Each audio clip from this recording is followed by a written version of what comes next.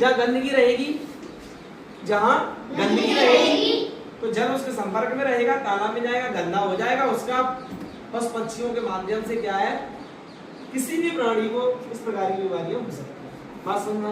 दूसरी, दूषित जल, जब गंदा तालाब है, गंदी नदी है, गंदा नाला है, कहीं गड्ढा है, वहां कचरा पड़ा हुआ है, उसमें जल आया है, या गंदा जल चारों तरफ आपके संपर्क में है किसी न किसी कारण से, तो उस जल में क्या है, मच्छर, इंसेक्ट उसमें बैठेंगे ना। मच्छर, वहां जो मच्छर है गंदगी में पनपता है, गंदे जल में ही अंडे देता है अपने लार्वा। तो वो मच्छर जब गंदा जल है उसके संपर्क में जैसे ही जाएगा, वो अपना जीवन मतलब उसका आवास ही है वो, तो वो मच्छर क्या हुआ, अंडे देने। अब मच्छर अंडे दे रहा है तो मच्छरों की संख्या बहुत ज्यादा हो गई और ऐसा जल हमारे बिल्कुल पास में है, तो जब रात होती है या दिन होता है तो मच्छर क्या है, मानव को काटता है।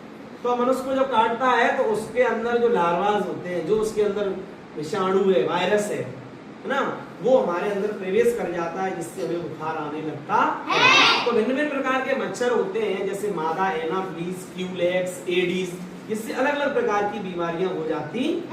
इनमें एक मच्छर है, बात करें तो मादा एनाफिलीज।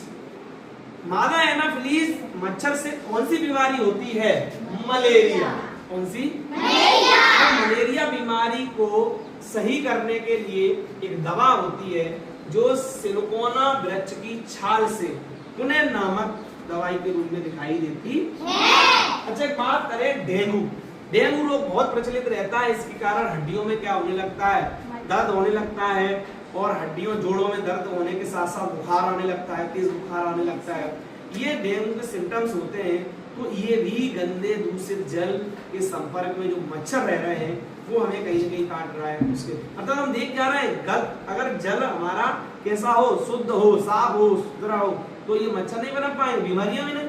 तो शुद्ध जल से क्या है, बीमारियों का बचाव होगा कि नहीं, यानी कि अर्थात गंदा जल नहीं होना चाहिए। तो डेंगू किस मच्छर के काटने से होता है, एडीज। किसके, एडीज को और किस नाम से जानते हैं, टाइगर मच्छर। कौन सा, और मच्छर होता है जिसको कहते हैं क्यूलेक्स। क्या कहते हैं, क्यूलेक्स। इससे फाइलेरिया या जापानी बुखार ये रोग हो जाते हैं।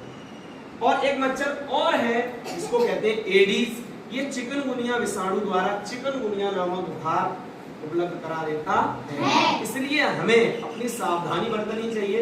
हमारे आसपास जो भी गंदा पानी है उसको ना भरने दें, उसको निकाल दें, ठीक है। साथ ही साथ